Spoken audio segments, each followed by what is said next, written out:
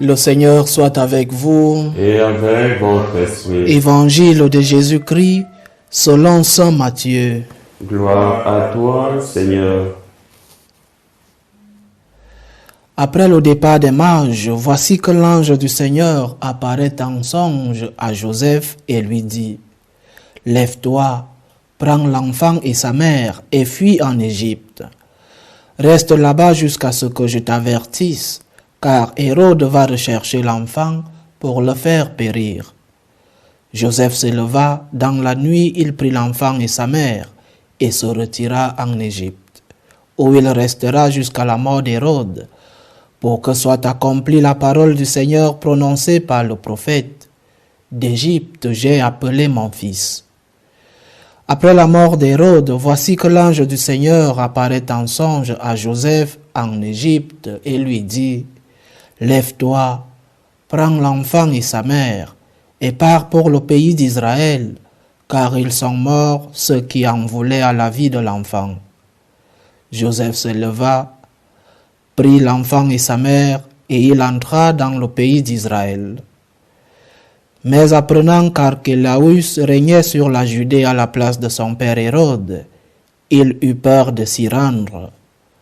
Averti en songe, il se retira dans la région de Galilée et vint habiter dans une ville appelée Nazareth, pour que soit accomplie la parole dite par les prophètes : il sera appelé Nazaréen.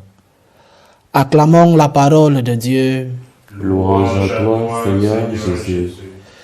Célébrer la Sainte Famille, c'est prendre pour exemple et modèle la famille composée par le Christ, la Sainte Vierge et Saint Joseph.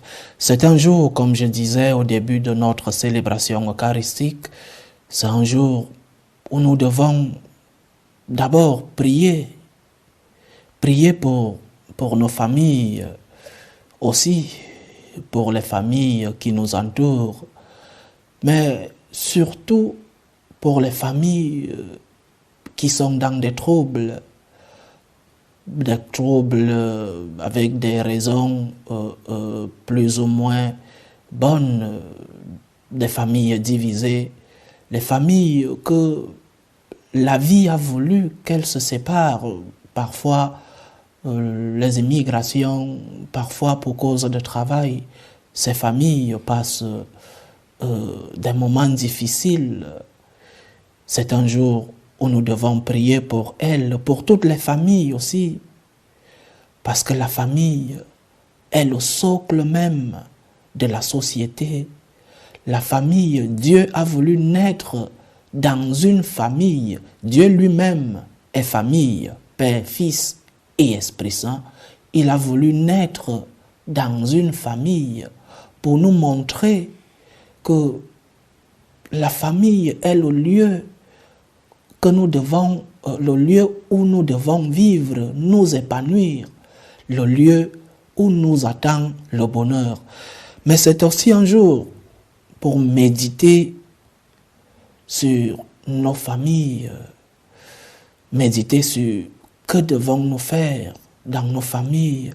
La société dans laquelle nous vivons est une société pleine de droits, tout est droit, et en plus, un droit que s'il ne m'apporte rien, si le droit ne m'est pas bénéfique, alors je peux le laisser passer, je peux renoncer à un droit qui ne m'est pas bénéfique, un droit qui ne me coûte rien. Mais si un droit me demande déjà un sacrifice, si un droit vient déjà, entre guillemets, troubler ma paix, alors je peux renoncer à ce droit. Une société où tous les droits sont gratuits, et cela pour toutes choses. Droit à la santé, droit à la famille que nous célébrons aujourd'hui. Chers frères et sœurs, aujourd'hui la famille est considérée comme un droit qui ne doit rien nous coûter, un droit gratuit. Les droits ne doivent pas avoir de prix. S'il faut payer un prix pour un droit, alors nous en renonçons.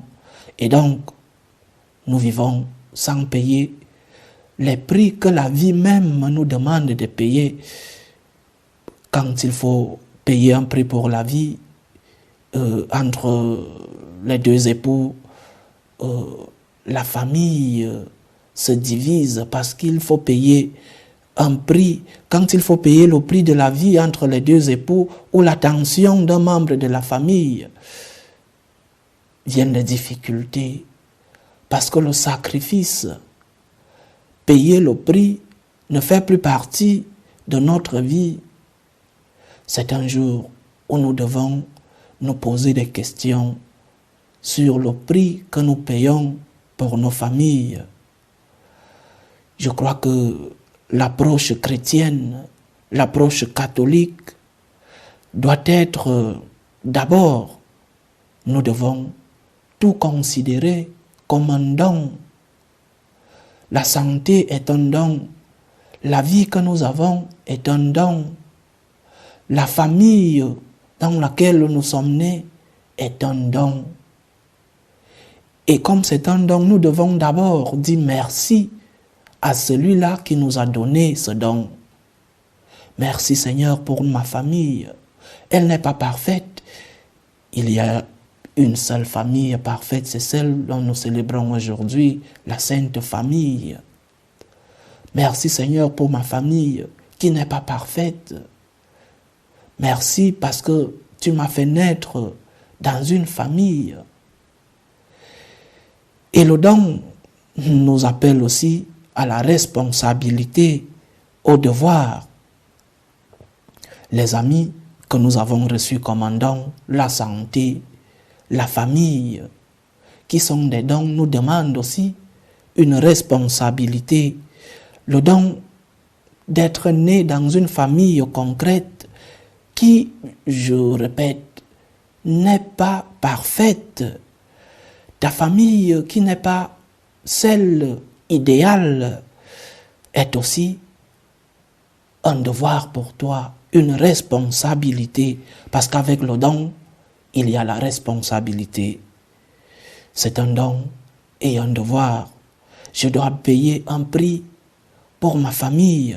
Je dois payer l'unique prix qu'on paye dans toute la vie, le prix de la charité, le prix de l'amour, avec ces caractéristiques que nous dit Saint Paul dans sa première lettre aux Corinthiens. La charité croit tout, la charité espère tout, la charité pardonne tout.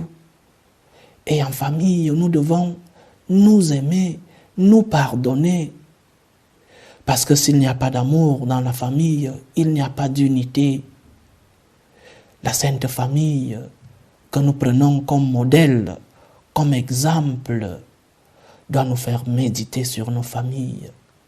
Parce qu'eux aussi ont payé le prix de maintenir la famille unie, le prix de protéger la famille. Aujourd'hui, nous avons lu l'évangile où l'ange apparaît en songe à Saint Joseph et lui demande de fuir avec l'enfant, de protéger l'enfant. Et Saint Joseph, ça n'a pas été avec de la joie qu'il s'est levé en pleine nuit, réveiller la Sainte Vierge, prendre l'enfant en pleine nuit, à cette époque où il fallait marcher à pied ou sur un âne. Ça n'a pas été de gaieté de cœur, mais il fallait payer le prix de la famille, le prix de protéger cette famille. Que faisons-nous de nos familles? Posons-nous les questions. Prenons-nous soin de nos familles. Payons-nous le prix que demande ce conjoint qui n'a pas le même caractère que moi. Le prix de l'éducation des enfants. Le prix d'accepter les personnes âgées avec leur caractère qui n'est plus celui qui était avant. Payons-nous le prix de la famille, le prix des situations parfois économiques qui ne sont pas les meilleures. les prix de la distance. Chers frères et sœurs, la famille est le socle de la vie chrétienne. C'est dans la famille que nous commençons à recevoir l'éducation chrétienne. Ce n'est pas en paroisse. C'est la famille qui nous donne les bases de notre vie. Si nous tuons la famille, nous tuons la société, nous tuons la vie spirituelle. Parce que le Seigneur lui-même, Jésus, a reçu l'éducation dans sa famille. L'Évangile nous dit, il a grandi avec la grâce, il a été éduqué dans une famille croyante. C'est dans la famille que nous recevons toutes les bases de notre vie. C'est pourquoi, chers frères et sœurs, nous devons prendre soin de nos familles comme un don. Prenons nos familles comme un don. Merci Seigneur pour ma famille, mais aussi comme une responsabilité. Prenons soin de nos familles. En plus du don, c'est un devoir, une responsabilité. Je dois payer le prix d'avoir une famille parce que il y a toujours un prix à payer. Si nous ne payons pas le prix de la famille, nous payons le prix de la solitude. Nous payons le prix que quand nous avons besoin d'aide, il n'y a personne à côté de nous. Nous payons le prix de ne pas avoir d'enfants. Prenons soin de nos familles dans les bons moments, parce que les bons moments sont les plus nombreux dans la vie de chaque famille.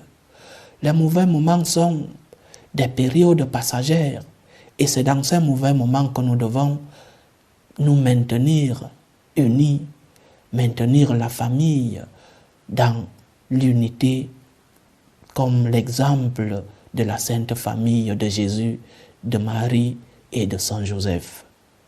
Que le Seigneur prenne soin de nos familles, prions pour elles, mais aussi payons le prix de la famille. Loué soit Jésus-Christ. Amen.